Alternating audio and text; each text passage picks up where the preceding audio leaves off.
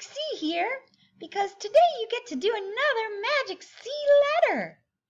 I came back to teach you Q. Have fun! Okay, friends, for the Q, you get to use a Magic C. Oh, Magic C Bunny is so excited. He's so wiggly. He's wiggling with excitement.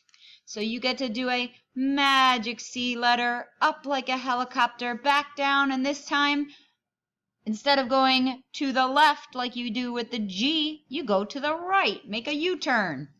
So Q comes around from the top, make a circle, then put on your tail. Circle, bumping that bottom line, tail. Big C, up, connect, tail. Now let's do our lowercase.